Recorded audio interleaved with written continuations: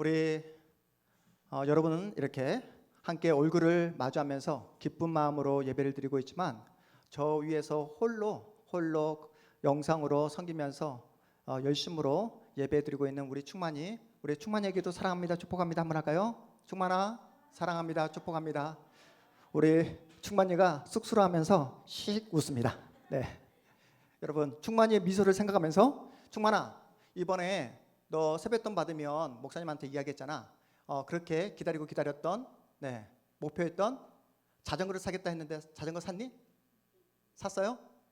샀어요? 못 샀어요? 아직 샀어요? 우리 충만이가 BMX를 샀을까요? 로드 자전거를 샀을까요? 그렇다면 네, 여러분 우리 충만이가 계속해서 검색하면서 우리 김충광 집사님에게도 집사님 어떤 재질을 사야 돼요? 어떤 자전거를 사야 돼요? 이렇게 물었는데 우리 충만이는 BMX를 샀을까요? 아니면 포장도로만 달릴 수 있는 로드 자전거를 샀을까요? 충만아 어떤 자전거 샀어?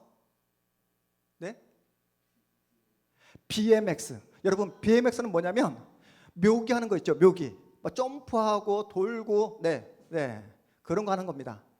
하다가 잘못하면 팔이 부러질 수 있는. 그런데 한 번뿐인 인생인데 묘기 한번 부리고 싶다 해서 BMX를 선택한 것 같습니다. 로드 자전거는 포기했다는 것이죠.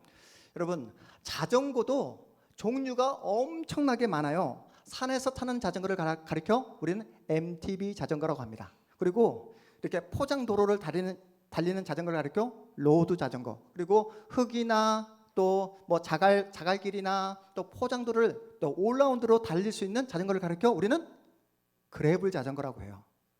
또 포장도로를 달리는 자전거를 뭐라고 그랬죠? 로드 자전거라 했는데 그 로드 자전거 안에도 그 자전거 바디 프레임이 어떤 재질, 어떤 형태에 뜨느냐에 따라서 그 종류가 또다시 나눠지게 됩니다. 그 안에 들어가는 재질, 또 브레이크의 그 어떤 성능에 따라서 그 자전거의 가격도 천차만별이에요. 자전거 한 대를 사려고 해도 뭘 사야 할지 고민이 되는 시대가 되고 말았습니다. 우리 충만이 지금까지 BMX 살까 아니면 로드 자전거를 살까 몇 달간 고민을 했습니다. 옛날에는 쌀집 아저씨가 타고 다니는 철제 자전거 있잖아요. 그것밖에 없기 때문에 선택에 대한 고민이 전혀 없었어요. 그런데 요즘에는 선택의 폭이 엄청 확 넓어지게 되었습니다. 자전거뿐입니까? 우리가 살아가는 현대 사회는 선택의 폭을 확 늘려놓고 끝없이 우리로 하여금 소비를 부추기고 있어요. TV 광고나 유튜브 광고의 밑바탕에는 많으면 많을수록 좋다. 더 많이 소비하면 소비할수록 네가 더 잘난 사람이다라는 그러한 개념이 밑바탕에 깔려져 있습니다. 그래서 너 더 많이 소비하기 위해서는 더 많은 소득을 늘려라. 더 많이 소비해야지만이 네가 너의 인생이 잘 사는 인생이다라는 그런 개념이 밑바탕에 깔려져 있습니다. 그래서 이제 현대 그 모든 그 돈에 의해서 작동되는 이 자본주의 세계 안에서 이 소비자들로 하여금 세상은 무엇을 부추기냐면 더 많은 돈을 벌어서 더 많은 것을 소유해라. 더 많은 돈을 벌어서 더 많이 여행해라. 더 많은 경험을 해야지만이 너의 인생이 잘 사는 인생이다 라고 이렇게 부추기고 있습니다. 우리 오늘 청년들이 오늘 교회에 다 빠지게 되었지만 우리 청년들에게도 뭐라고 말합니까? 한 명하고만 연애하지 말고 더 많은 사람들을 만나야지만이 더 좋은 사람을 만날 수 있고 더 좋은 사람을 만날 수 있는 그 눈이 생긴다라고 그렇게 세상은 우리에게 부추기고 있습니다. 그런데 여러분 선택지가 많다고 해서 절대로 좋은 게 아니라는 거예요. 선택지가 많은 게 절대로 바람직하지 않다는 것입니다. 예전에는 쌀집 아저씨가 타고 다니는 그 철제 자전거 한 대만 나에게 생겨도 얼마나 기쁨과 행복이 가득했습니까? 경험을 많이 하면 세상을 보는 눈이 확 트여지게 될까요? 사람 사는 게 다 거기서 거기인데 여러분 한국 사람들만 돈을 좋아할까요? 그렇지 않습니다. 미국 사람들도 돈을 좋아하고요. 그리고 저 독일 사람들도 돈을 좋아합니다. 독일 사람 누구를 말하는지 알겠죠? 네. 그런데 사람 사는 게 다 거기서 거기인데 여러분 새로운 나라를 여행한다 해서 더 많은 경험과 더 많은 깨달음을 가질 수 있을까요? 처음에는 그럴 겁니다. 낯선 나라에 여행을 하다 보니까 우리와 전혀 다른 문화를 접하다 보니까 처음에는 설레입니다. 처음에는 호기심으로 기뻐요. 하지만 한 나라 한 나라 계속해서 경험하고 계속해서 그 나라를 여행을 하다 보면 자신이 처음에 가졌던 그 모든 설레임, 그 모든 호기심은 현저하게 급격하게 낮아지고 말 것입니다. 여러분이 21번째 나라를 여행을 한다고 생각해 보십시오. 아니 이제 51번째 나라를 여행을 한다고 생각해 보세요. 처음에 가졌던 그 설렘이 계속 되겠습니까? 절대로 그렇지 않습니다. 우리는 끊임없이 선택을 합니다. 우리가 숨을 쉬고 있는 동안 우리는 계속해서 선택을 피할 수 없습니다. 우리 충만이가 BMX를 살까? 로드 자전거를 살까? 이렇게 고민을 했듯이 우리는 선택을 해야 합니다. 우리 세승이 목사님 제 이야기도 해주세요. 형 이야기만 하지 말고. 우리 세승이가 지금 보십시오. 운동에 대한 재능이 있어요. 달란트를 가지고 있습니다. 그런데 우리 세승이가 고민하고 있어요. 지금까지 했던 운동을 계속해서 시간과 그 모든 에너지를 올인해서 계속해서 운동을 할 것인가, 아니면 지금까지 배웠던 그 모든 운동을 바탕으로 가진 체력을 가지고 운동과 공부를 병행할 것인가 고민하고 있습니까? 없습니까? 고민하고 있어요. 네. 그런데 보십시오. 우리 충만이가 BMX를 사는 순간 더 이상 이제 로드 자전거는 이제 탈 수 없게 된 것입니다. 우리 세승이가 나는 목사님 지금까지 해왔던 운동, 지금까지 배워왔던 그 모든 기술이 있으니까 그 운동에 대한 기술을 가지고 운동에 매진하겠습니다. 운동에 올인하겠습니다 라고 결정한 순간 나머지 그 모든 길은 포기를 해야 된다는 거예요. 무슨 말입니까?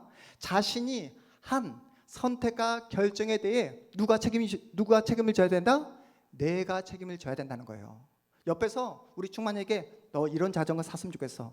저는 우리 충만이가 우리 김중관 집사님과 함께 타고 다닐 수 있는 로드 자전거를 탔으면 좋겠어 라고 했는데 충만이는 그 모든 조언을 거부하고 BMX 탈래요 해서 BMX를 산 것 같습니다. 우리 세승이에게 옆에서 조언을 할 수 있어요. 먼저 인생을 경험한 우리 집사님들이, 또 먼저 인생을 경험한 우리 아버지가, 어머니가 이렇게 너의 인생을 계획하면 좋겠다라고 그렇게 조언을 할 수 있지만 최종 결정은 자신의 인생, 우리 세승이가 결정할 수밖에 없습니다. 그런데 자신이 결정한 순간, 선택을 한 순간 누가 책임을 져야 된다? 내가 자신이 선택에 대한 책임을 져야 된다는 사실입니다. 그렇다면 여러분은 여러분에게 주어진 그 자유를 어디에, 어떻게, 무엇을 위해 사용하고 계십니까? 자유란 내 마음대로 자전거 종류를 선택할 수 있는 권리예요. 자유란 내 인생에 대해서, 진로에 대해서 내가 선택할 수 있는 권리입니다. 그런데 보십시오. 자유 뒤엔 무엇이 뒤따른다? 책임이 뒤따른다는 거예요. 프랑스 실존주의 철학자 장폴 사르트르는 인생이란 이렇게 정의를 내렸던 것을 여러분이 기억하실 거예요. 인생이란 B와 D 사이에 놓인 C라고 말했습니다. 여러분 다 기억하고 계시죠? 인생이란 B, 무엇을 말하는 것이죠? B, 출생, birth, 이니셜 B, 그리고 사이에 그 B와 D는 뭘까요? death, 죽음 사이에 놓인 C, 초이스, 선택이 바로 인생이다라고 이렇게 정의를 내렸습니다. 인생이란 끊임없는 선택의 연속이라는 거예요. 그래서 많은 사람들이 이렇게 이야기합니다. 한 번의 선택이 앞으로의 미래를 좌우한다.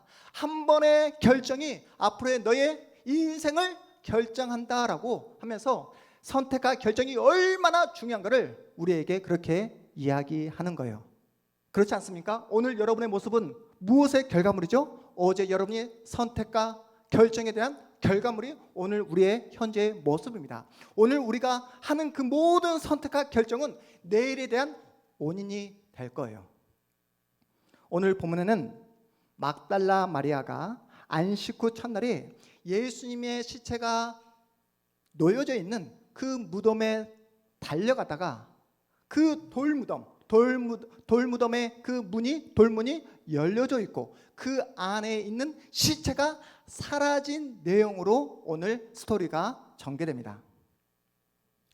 우리나라는 여러분 지금은 화장을 많이 하지만 예전에는 화장이 아니라 뭐 했죠? 다 땅을 파서 땅에 시체를 묻었습니다. 이스라엘 땅은 땅을 파는 그런 매장 문화가 아니라 어떻게 했다고요? 동굴을 팠던 거예요. 굴을 파서 굴 앞에 큰 돌을 놓아놓고 언제든지 얼마든지 그 시신이 놓인 그 시신을 자기 두 눈으로 볼 수 있는 그런 매장 문화였습니다. 그러하기에 예수님의 그 온몸을 쌌던 세마포와 머리를 쌌던 수건을 얼마든지 볼 수 있는 거예요. 그런데 막달라 마리아가 돌문이 열려져 있고 그 안에 들어가 보니까 예수님의 시신은 사라져 버리고 뭐만 놓여져 있습니까? 예수님의 몸을 돌돌돌 쌓았던 세마포와 머리에 그 수건만 놓여진 채 시신이 사라진 것을 목격하게 됩니다. 막달라 마리아는 이 시체가 사라진 것을 누구에게 보고하죠? 오늘 본문에 보니까 수제자인 2절 말씀을 보십시오. 수제자인 누구? 베드로에게. 그리고 또 누구에게 보고합니까? 시몬 베드로와 예수께서 사랑하신 그 다른 제자, 누구를 말하는 것일까요? 시몬 베드로와 예수께서 사랑하는 다른 제자, 누구요? 요한복음의 저자인 사도 요한에게 보고를 하는 것입니다. 매장되었던 시체가 사라진 거예요. 그렇다면 여러분, 예수님의 시신은 어디로 사라진 것일까요? 누가 예수님의 시신을 가져간 것일까요? 예수님의 시신을 누가 가져간 것이죠? 여러분, 그 누군가가 제3자가 예수님의 시신을 가져갔다고 여러분 가정해 보십시오. 그러면 시신 전체를 다 가져갈 것이지 그 시신을 똘똘똘 말았던 세마포와 수건만 놓은 채 시신만 쏙 빼서 가져갈 사람이 누가 있겠습니까? 그렇죠. 우리는 예수님의 시신이 어디로 사라졌다? 다 알고 있습니다. 예수께서 죽음을 이기시고 3일 만에 부활했다는 사실을 우리 모두는 다 알고 있습니다. 하지만 오늘 본문에 등장하고 있는 베드로와 사도 요한은 예수께서 죽기 전 내가 십자가에 달려 죽게 되겠지만 3일 만에 다시 살아날 것이라는 예수님의 말씀을 까맣게 잊어버리고 만 것입니다. 그래서 오늘 본문 9절 말씀 우리 다시 한번 읽어보도록 하겠습니다. 9절입니다. 시작. 그들은 성경에 그가 죽은 자 가운데서 다시 살아나야 하리라 하신 말씀을 아직 알지 못하더라. 아직 생각을 하지 못하고 있는 거예요. 예수께서 하신 말씀을. 여러분 그거 아십니까? 수제자 베드로가 예수를 만나기 전 직업이 무엇이었죠? 네, 물고기를 낚는 어부였습니다. 예수를 만나고 예수의 제자가 되겠다고 마음을 먹자 당장에 그가 소유했던 배와 그물을 다 던져버리고 예수를 따랐던 베드로를 여러분이 기억하고 계실 것입니다. 그런데 죽음을 이기시고 부활하신 예수의 소식을 듣고도 수제자 베드로는 다시 과거의 자신의 모습으로 자신의 자리로 되돌아 가버린 것을 여러분이 알고 계실 거예요. 자신이 예전에 했던 일이 뭐라고요? 물고기를 낚는 그 어부의 자리로 도망쳐 버립니다. 무슨 말인지 이해가 되십니까? 여러분, 우리도 예수를 처음 만나고 예수께서 주신 은혜를 경험했던 그때 그 시절이 있었잖아요. 눈물 콧물 쏟으며 이제는 예수 한 분만으로 족하다고 세상 그 어떤 것을 나에게 준다 할지라도 예수와 비교하지 않겠다고, 예수만 따라가겠다고, 세상의 그 어떤 유혹이 나에게 찾아온다 할지라도 더 이상 하나님 앞에서 죄를 범하지 않겠다고, 세상을 선택하지 않고 오직 예수만을 선택하겠노라, 그렇게 결심하고 결단했던 시간들이 있었음을 여러분 기억나십니까? 그런데 어느 순간 우리가 했던 그 모든 결단, 결심, 선택은 다 잊어버린 채 내가 받았던 그 모든 은혜를 다 잊어버린 채 이제는 세상 사람들과 별반 다르지 않는, 세상 사람들보다 더한 그러한 선택과 결정으로 하루하루를 살아가는 우리의 모습이 있다는 사실입니다. 예수님의 제자들은 예수님의 그 부활 소식을 듣고도 전혀 달라진 모습을 보이지 않아요. 그들은 여전히 과거의 생각에 사로잡혀 있습니다. 여전히 자신들의 욕심과 생각에 붙잡혀 그렇게 살아가고 있어요. 예수를 이용하여 어찌하든 자신의 인생 팔자 한번 고쳐버리라, 자신의 그 어떤 어려움과 그 어떤 그 상황의 장애물을 없애버리라, 그렇게 기대했지만 예수께서 해결해 주시지 않자, 자신의 팔자가 고쳐지지 않자 다시 자신이 과거에 했던 그 자리로 돌아가 버린 그 모습을 우리가 지켜보고 있습니다. 성경이 지적하고 있는 내용이 바로 이것이에요. 여러분, 주일이면 여러분이 이 복된 이 예배 자리, 생명의 자리에 나오신 이유가 무엇입니까? 여러분, 주일이면 어김없이 하나님을 예배하러 나온 이 자리에 출석하는 이유가 무엇입니까? 무엇이죠? 여러분, 주일이면 왜 주일날 교회 나오십니까?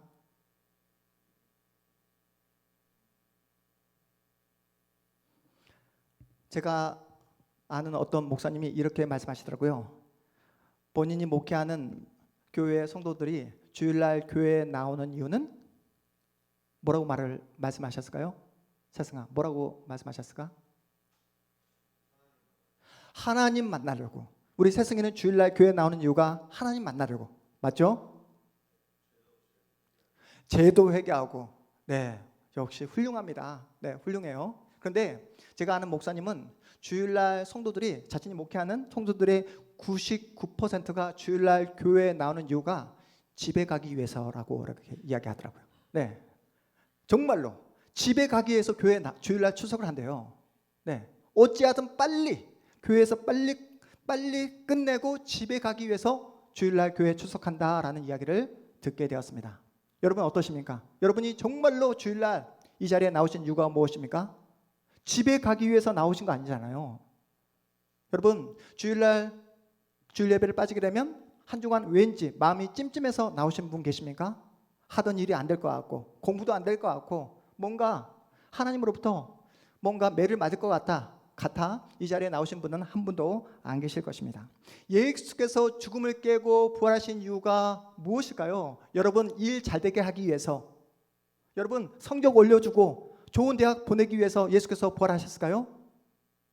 여러분이 이 땅에서 뭔가 계획하고 여러분이 생각했던 그 모든 일들을 형통하게 이루어지기 위해서 예수께서 죽음을 깨고 부활하셨을까요? 이 세상에서 편안하게 살고 떵떵거리도록 살도록 하기 위해서 예수께서 부활하시지 않았다는 것입니다. 여러분으로 하여금 죽음 이후의 삶, 영원한 삶을 준비하라고 예수께서 우리에게 부활의 영광을 허락해 주셨습니다. 왜요? 이 땅에서의 그 모든 마주하는 그 모든 것들은 다 소멸하기 때문에 그렇다는 거예요. 여러분이 좋아하는 그 어떤 것도 영원하지 않습니다. 아파트도 자동차도 영원하지 않아요. 내가 그토록 원하는 내 자신만저도 영원하지 않습니다. 소멸합니다. 이 땅에서 영원히 살 수 없는 우리에게 하나님 나라에서 영원히 살아갈 수 있도록 영생을 주기 위해 예수께서 부활하신 줄 믿으시기 바랍니다. 주일날 교회에 나오시면 여러분이 하나님 앞에서 부름받은 복된 하나님의 자녀라는 사실을 여러분 꼭 확인하시기 바랍니다. 하나님 안에서 영혼을 준비하는 복된 자녀인 것을 여러분 꼭 확인하시기 바랍니다. 여러분의 욕심과 계획을 성취하기 위해 하나님을 찾지 마시고 하나님을 향한 하나님의 계획 속에서 여러분의 그 모든 생각과 모든 욕심을 다 내려놓으시고 항복하시고 하나님 앞에서 무릎 꿇는 여러분 모두가 되어주시기를 주님의 이름으로 축복합니다. 이것이 바로 부활을 경험하고 맛본 우리가 날마다 주일이면 이 자리에서 확인해야 될 내용이라는 사실이에요. 여러분 기억하십시오. 하나님은 저와 여러분의 돌이킬 수 없는 과거, 우리의 잘못된 선택과 결정을 가지고도 놀라운 역사와 기적을 만들어내시는 분이십니다. 다시 한번요. 우리가 과거에 했던 그 모든 잘못된 선택, 결정을 가지고도 얼마든지 놀라운 기적과 반전과 역사를 만들어내시는 분이 우리가 믿고 있는 하나님이신 줄 믿으시기 바랍니다. 여러분 주홍빛보다 더 붉은 내 죄를 용서해 주시고 구원을 만들어내신 분이 바로 우리 주님이라는 사실이에요. 부활을 경험하고도 다시 물고기로 잡으러 가버린 그 수제자 베드로를 예수께서 찾아가십니다. 부활을 경험하고도 세상을 선택하고 이 땅에서 잠깐 누리게 될 그 편안함과 안락함을 선택한 저와 여러분에게 이 시간 주님께서 찾아와 이렇게 말씀하고 계시는 거예요. 아무개야, 너 그때 너무 고집불통이었어. 너 그때 내 마음을 너무나 아프게 했어. 맞아요 주님, 제가 그때 주님의 마음을 아프게 했습니다. 그런데 아무개야, 너 아직도 왜 이러한 선택을 계속하고 있니? 아직도 왜 내 마음을 이렇게 아프게 하니? 이렇게 주님께서 여러분을 향하여 물으실 때 우리가 주님 앞에 담대하게 말할 수 있는 근거가 있습니다. 내용이 있습니다. 그 내용이 무엇이냐면, 주님, 우리의 솔직한 고백입니다. 주님, 정말로 고치고 싶고 또 고치려고 노력해 보았지만 잘 되지 않았습니다. 그래도 주님, 제 잘못된 선택, 잘못된 결정을 가지고도 주님께서는 놀라운 생명과 거룩과 선을 만들어 내시는 전능하신 우리 주님이신 줄 믿습니다. 이것이 저와 여러분의 고백이 되어야 될 줄 믿으시기 바랍니다. 여러분, 이것이 바로 기독교의 신비이고 이것이 바로 부활 신앙입니다.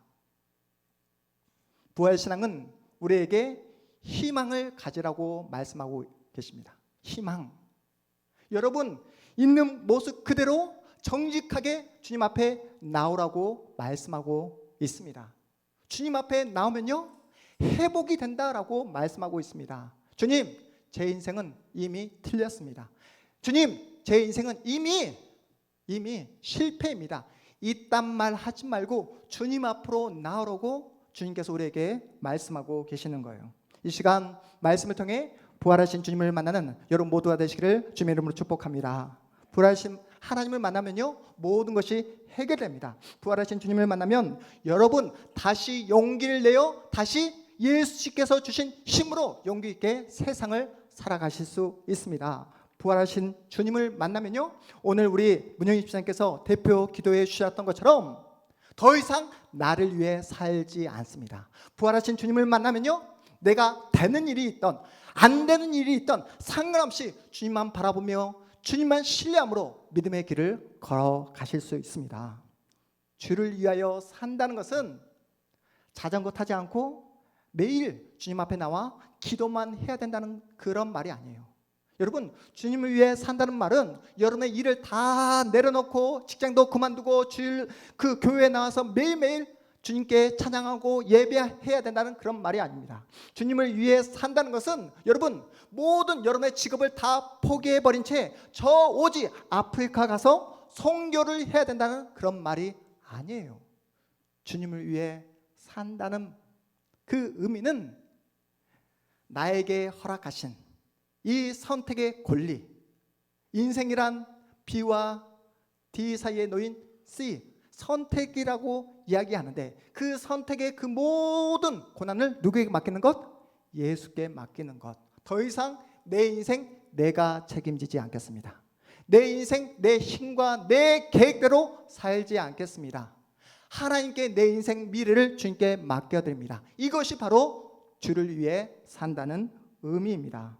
내 인생의 미래, 운명을 주님께 맡길 때에 주님께서 약속하신 내용이 무엇입니까? 여러분의 기대보다, 여러분의 소원보다 더 크게, 더 놀랍게 역사해 주시고 놀라운 기적과 반전의 역사를 만들어 주겠다라고 우리에게 말씀하고 계십니다. 그래서 부활 신앙을 갖게 되면요, 무엇부터 바뀌어지게 되냐면 여러분의 얼굴 표정부터 바뀌어지게 되는 거예요. 여러분, 우리 새승이를 보십시오. 얼굴 표정 한번 보십시오. 어떻습니까? 부활 신앙을 가진 것 같습니까? 네, 깜짝 놀랐죠. 지금 졸렸는데 깜짝 놀라서 깬 표정입니다. 여러분, 부활 신앙을 갖게 되면요, 나에게 아버지가 계시고 내 편을 들어주시고 나에게 든든한 백이 되어주는 그 아버지가 계시다는 그 믿음으로 얼굴 표정부터 달라지게 되는 거예요.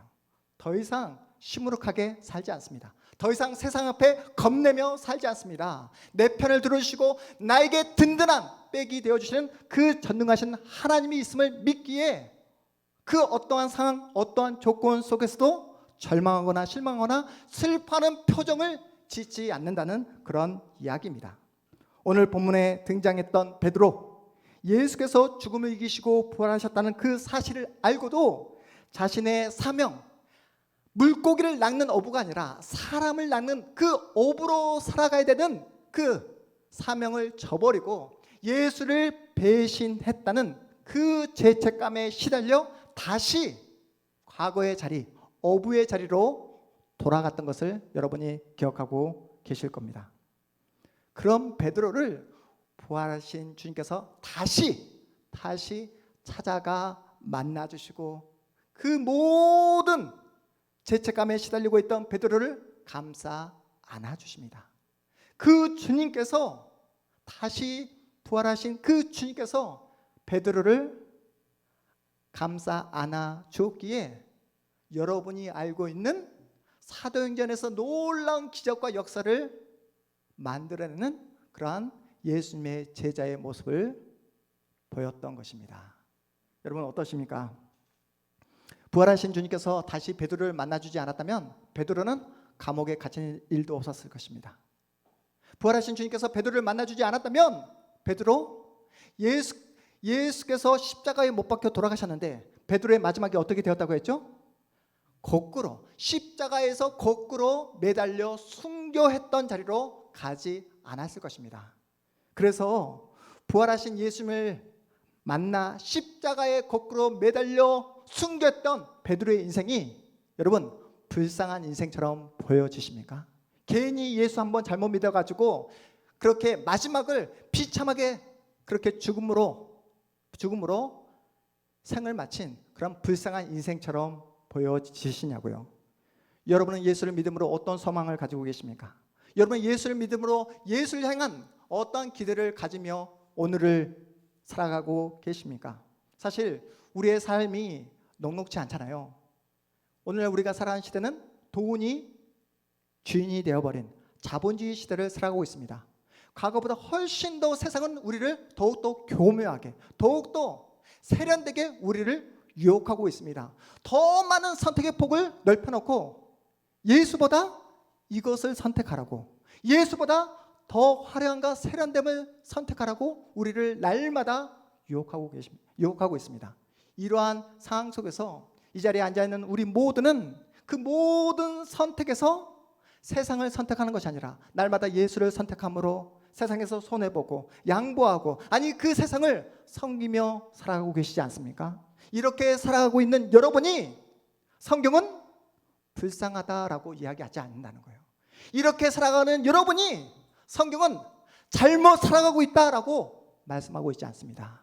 왜냐하면 여러분은 부활하신 예수를 믿고 있기에, 예수를 꿈꾸고 있기에, 예수와 날마다 동행하고 있기에 잘 사는 인생이다라고 성경이 말씀하고 있습니다.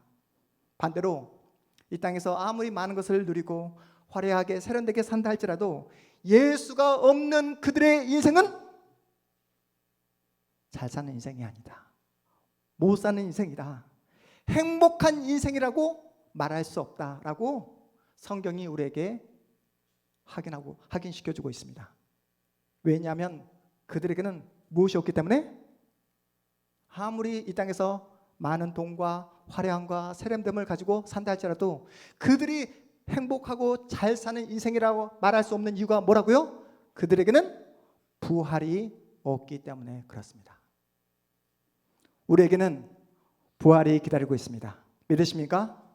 우리에게는 결코 죽음으로 끝나지 않고 영원한 생명이 저와 여러분을 기다리고 있는 줄 믿으시기 바랍니다. 영원한 천국이 여러분을 기다리고 있습니다.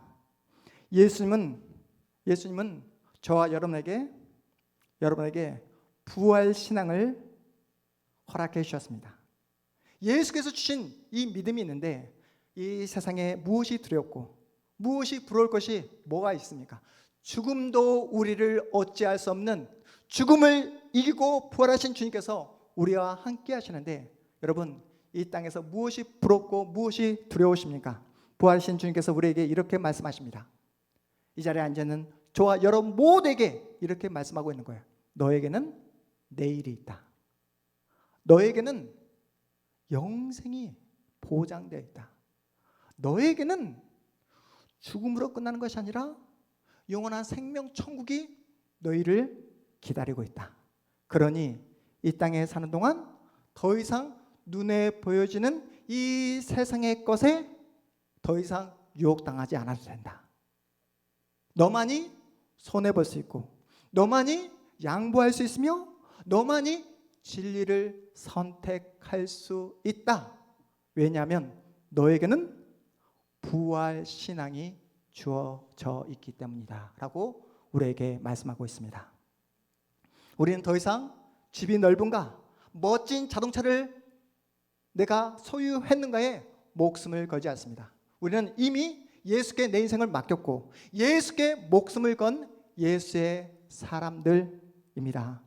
그러하기에 이 자리에 앉아있는 여러분 모두는 일이 잘 되건 못 되건 어떠한 조건에 있던 어떠한 상황이 있든지 상관없이 예수를 의지함으로 언제든지 여러분의 얼굴 표정 가운데 절망과 슬픔과 그런 어떤 시무룩함이 아니라 얼굴을 펴고 예수를 의지함으로 예수의 백을 믿음으로 여러분의 얼굴 표정을 관리할 수 있는 밝게 할 수 있는 예수의 사람인 줄 믿으시기 바랍니다. 그러니 가슴을 펴시고 우리 세상이 가슴을 펴고 얼굴 표정을 더욱더 밝게 함으로 진정 나는 예수의 사람이다. 나와 늘 예수께서 함께 하신다라는 그러한 확신을 가지시고 여러분의 얼굴 표정으로 여러분의 삶으로 태도로 예수의 살아계심을 증가하는 복된 우리 동탄의 한 가족들 되어주시기를 주님의 이름으로 축복합니다. 우리 모두 자리에서 일어나겠습니다.